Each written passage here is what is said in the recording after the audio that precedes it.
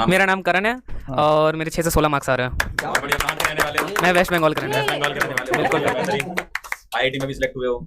तो मैंने पीसीएमबी लिया। मैं एक्चुअली मेरा मेन एम जेई था, मतलब मेन एम रिसर्च था और मेरे जेई में रैंक 995 है और मैं बस बायो पढ़ता था लक्ष्य और अर्जुना बैच से। समाप्ति मैम और विपिन सर से मैंने पूरा पढ़ा है पूरा। हाँ, कुछ बच्चों को गाइड करो यार, जैसे कई बच्चे ऐसे होते हैं जो पीसीएमबी वाले भी हैं। हाँ। तुम्हारा तो हो गया, ठीक है, तो क्या तुम्हारी स्ट्रेटजी थी कि जेई में भी तुम्हारा अच्छा है, आईआईटी में भी सिलेक्ट हो गया, बढ़िया रैंक आई है और नीट में भी बढ़िया है? सर सब्जेक्ट से प्यार होना चाहिए बस। मतलब जब तक पढ़ाई से प्यार नहीं होगा, जब तक इंटरेस्ट नहीं आएगा, तब तक ध्यान यहाँ वहाँ भटकते ही जाएगा।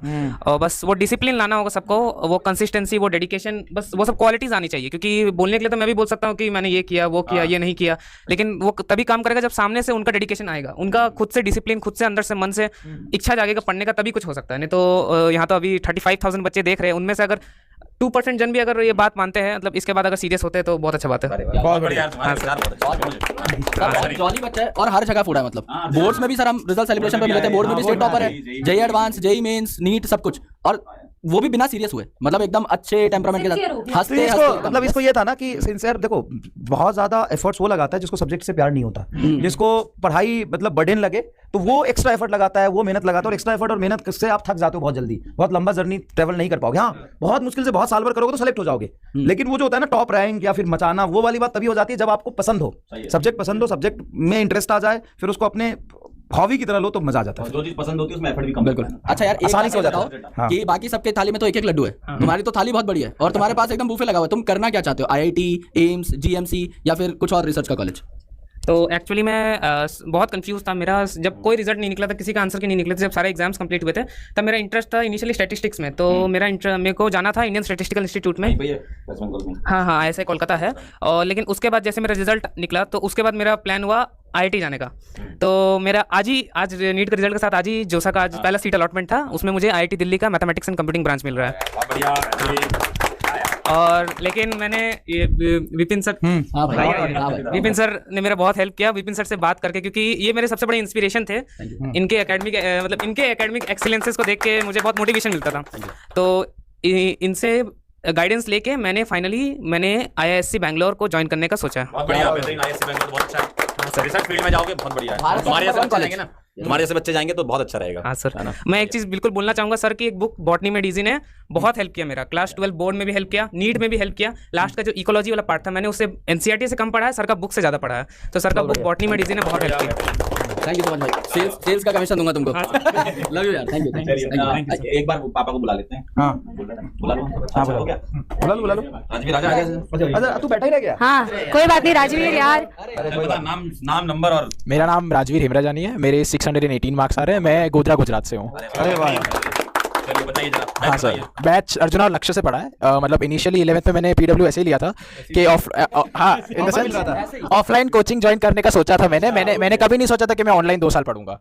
मतलब हाँ, फिर ऑफलाइन में 4 दिन गए, पीडब्ल्यू में 4 दिन पढ़े, फिर 4 दिन पीडब्ल्यू में ज़्यादा अच्छा लगा तो पीडब्ल्यू कर लिया। अब इनिशियली मेरे पेरेंट्स को ऐसा था कि ऑनलाइन कैसे करेगा, पर मेरी मम्मी ने मेरे पे बहुत भरोसा किया और मैं अपनी सक्सेस का क्रेडिट जैसे महाराज ने भी दिया, मैं भी क्रेडिट देना चाहता हूँ। और डेफिनेटली सबसे ज़्यादा क्रेडिट मैं मेरी मम्मी को दूंगा। उसके बाद मम्मी आई ना, हाँ, क्रेडिट दे रहे हो तो जरा यहीं दे दो, मम्मी को सामने क्रेडिट दो। आगे बढ़ते हैं। हाँ, उसके बाद मैं भगवान को क्रेडिट देना चाहूँगा। मैं शिव जी में मानता हूँ और मैं मानता हूँ कि बहुत बार ऐसा हुआ है जब चीजें हुई है मेरे साथ, सही बात एग्जैक्ट टाइम पे मुझे दिखा। मैं आपको बहुत क्रेडिट दे रहा था, मैंने कहा आप ही को बुला लेता हूँ। मैम आइए। नमस्ते मैम, वेलकम। आइए मैम, आप थोड़ा सा इसका घर वाला रूटीन एक बार बता दीजिए जरा, बच्चों को मम्मी वाला एंगल भी जानना है। एक्चुअली राजवीर घर की छोटी बालकनी में उसने स्टडी रूम बना के रखा था। फर्स्ट ऑफ ऑल तो हमको नहीं लगता था कि वो इतना अच्छा कर लेगा, लेकिन उसने मुझे अश्योर किया और ऐसा बोल सकते हैं कि सिर्फ उसकी मेहनत नहीं, और आप तब सब टीचर्स, मैं पर्सनली जानती हूँ सारे टीचर्स को, मतलब क्या बोलते हैं टीचर्स उसको, और वो सब कुछ मुझसे शेयर करता था। तो मैं इतना बोलना चाहूँगी कि पेरेंट्स को बच्चों का साथ देना चाहिए, तो ही उनका बहुत आगे, मतलब मुझे भी पता नहीं था कि ये इतना आगे निकलेगा, मतलब आगे जाएगा, लेकिन आज हम पेरेंट्स को बहुत प्राउड फील कराते हैं बच्चे, और आप जैसे टीचर्स मिलते हैं तो मतलब घर से भी बच्चे कर सकते हैं। हम गुजरात से मतलब अच्छी बहुत बड़ी सिटी से नहीं है, गोधरा टाउन से हैं, जहाँ पे बहुत अच्छे एकेडमिक्स के लिए बहुत अच्छे टीचर्स और कोचिंग नहीं होते हैं, लेकिन PW से मैं बोल सकती हूँ कि घर पे बैठ के भी बच्चे अच्छी रिजल्ट निकाल सकते हैं। बहुत Thank एक you. सवाल आपसे मेरा है। हाँ जी। हाँ, जैसे बहुत सारे पेरेंट्स होते हैं जो सोचते हैं कि ऑफलाइन जाना चाहिए, वहां बैठ के पढ़ेगा बच्चा तो रिजल्ट आएगा। हाँ। लेकिन इस बच्चे ने अभी बताया कि ऑनलाइन की तरफ ये मूव करके, तो आपने इसको कैसे अलाउ किया? क्योंकि एज अ पेरेंट आपके दिमाग में आ रहा होगा कि फर्स्ट ऑफ ऑल तो हाँ। मुझे भी 1-2 महीने तो सच बताऊं तो मुझे भी लगता था कि फाइनेंशियली तो साउंड ही है, मतलब ऐसा कोई इश्यू नहीं था फाइनेंस का कि हम उसको नहीं पढ़ा सकते, लेकिन उसका एक ही था कि मम्मी मैं आपके साथ रह के ही पढ़ूंगा, आपके गाइडेंस में पढ़ूंगा। और मतलब मैं भी इसका साथ देती थी। इसने सारे ऐप्स वगैरह लॉक करवा दिए थे मुझसे, मतलब कुछ भी देखना हो इसको कुछ भी इसको देखना हो तो मुझसे लॉक खुलवा के, मतलब कि, और मैं भी पूछती थी कि क्या काम है। तो हम दोनों एक दूसरे से बहुत अटैच, मतलब पूरे दिन में 1-आधा घंटा तो पूरा कि कल क्या करना है, आज क्या करना है। और इसका डेली शेड्यूल, मतलब जो भी आप करवाते थे, जो भी DPP वो रेगुलरली करता था। मुझे नहीं लगता है कि इसने एक भी क्लास इसने बैकलॉग किया होगा। तो लाइव देखता था। नहीं मैम, ये बताओ घर पे इसने अपना मोटिवेशन कैसे मेंटेन करा हुआ था? जैसे टेस्ट, हाँ टेस्ट देने का बताओ। देखो जैसे इनिशियली क्या था कि 10th की मैं बात बताता हूँ। 10th में एक हमारा टेस्ट था, मेरी प्रिपरेशन बहुत कम थी, तो मैंने कहा कि मैं नहीं जाऊँगा स्कूल, मेरे को नहीं देना है। और बेसिकली बहुत क्लास टेस्ट ही था, कोई ऐसा इंपॉर्टेंट नहीं था। पर मेरी मम्मी ने मुझे बताया कि उनके बचपन में भी ऐसा होता था, और उन्होंने बहुत बड़ी ये गलती करी कि उन्होंने टेस्ट देना छोड़ दिया। ये हो गया कि मेरा प्रिपरेशन नहीं है, और उन्होंने मुझे समझाया कि प्रिपरेशन कभी पूरी नहीं होती है। ओके, मतलब कि राजवीर तेरे 0 मार्क भी आएंगे ना तो मुझे मेरे को चलेगा, बट एक फाइट दे के जानी है, गिव अप नहीं करना है। तो वो चीज़ है। और दूसरी बात, मेरी मम्मी मेरी काउंसिलर थी एक तरीके से।